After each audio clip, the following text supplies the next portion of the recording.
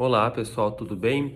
Recentemente eu compartilhei aqui com vocês que eu havia me formado em pedagogia, né? E agora sou oficialmente pedagogo, porque saiu o certificado, né? O diploma emitido pelo MEC. Eu só tinha o certificado de conclusão, mas agora tenho o diploma emitido pelo MEC, então agora oficialmente pedagogo.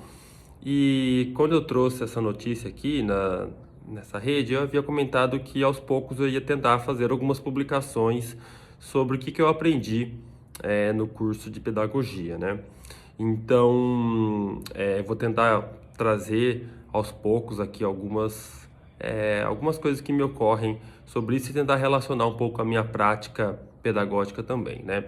Então, primeiramente assim, né? Quando eu fui fazer pedagogia, né? Eu estava interessado em ver o que esse curso acrescentaria a mim, uma vez que eu já tenho uma prática profissional de alguns anos, tanto na educação básica quanto na educação superior, e fiz meu doutorado em educação, né?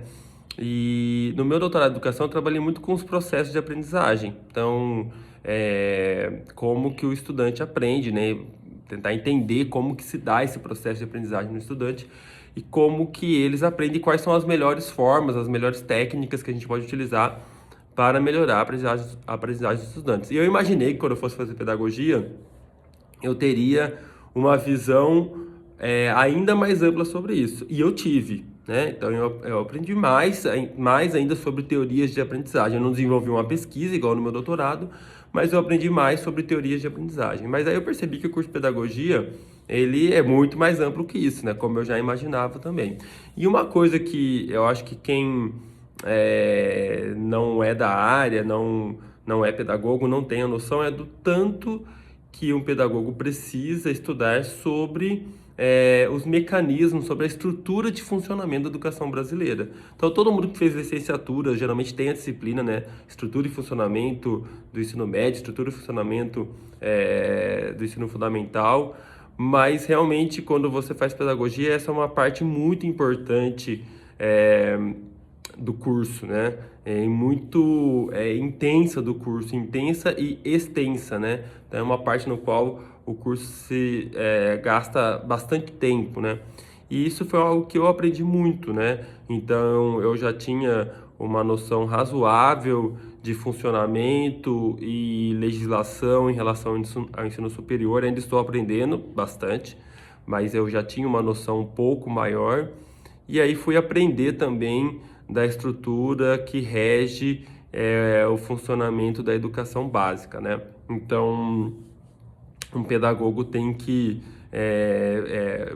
um pedagogo atua para muito além dos processos de aprendizagem do estudante, mas também dos processos institucionais ao qual ele está inserido. Isso me suscitou uma discussão que eu tenho com alguns colegas às vezes, papo de sala dos professores, que é o seguinte: olha, para ser um coordenador pedagógico, seja ele ensino infantil, ensino fundamental, ensino médio, universitário, eu preciso ser um excelente professor, eu preciso ser um professor fora de série, porque muitas vezes rola esse papo: olha, o cara nem era um professor assim tão bom, tão extraordinário e virou coordenador, né? Então, esse papo, muitas vezes essa discussão acontece, né?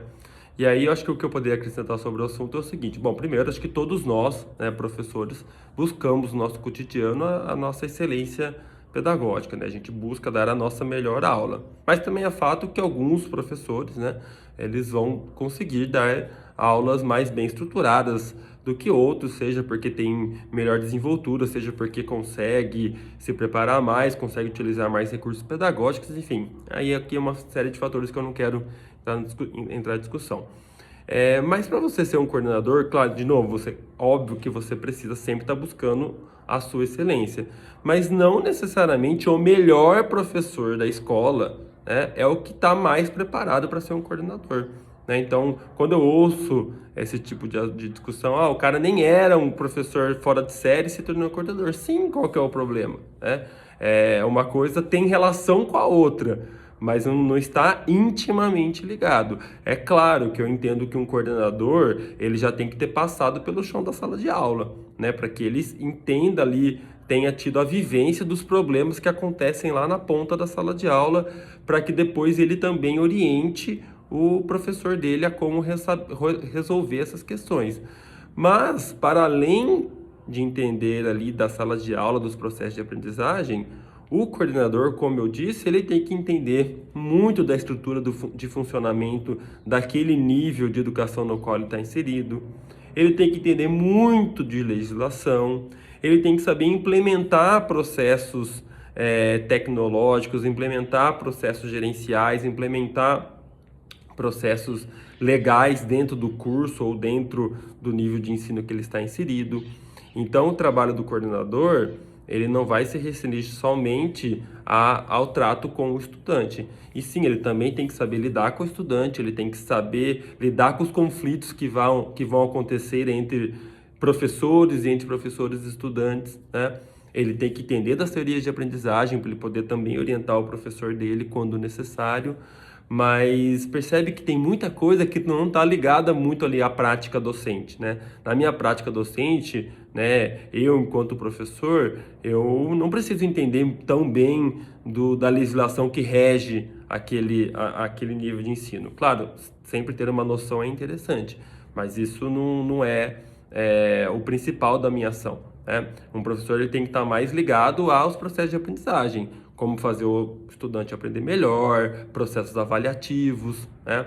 E o coordenador tem um outro tipo de trabalho, né? Então, sim, é possível que um professor que não seja o melhor professor daquele curso, daquela escola, daquele nível de ensino, se torne ali um coordenador, que afinal de contas são trabalhos que estão ligados, mas eles são trabalhos distintos, né? Pensando numa analogia rápida aqui, futebolística, né? Para um técnico não tem que ter sido o melhor jogador do time para ser um bom técnico, né? Então, se ele já jogou futebol, já ajuda, né? Para ele entender ali dos problemas do campo. Mas ele não necessariamente precisa ter sido o melhor jogador do time da sua época para se tornar ali um bom técnico, porque tem outras questões ali que estão envolvidas, tá?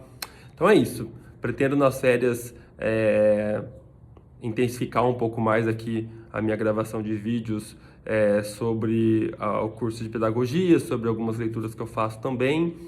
Depois que volto às aulas, embora eu ainda não esteja de férias, mas depois que volto às aulas eu diminuo o ritmo, mas aqui nas férias vou ver se eu consigo pelo menos uma vez por semana fazer uma gravação aqui com alguns insights sobre o tema, tá bom? Um abraço a todos e até a próxima. Tchau, tchau.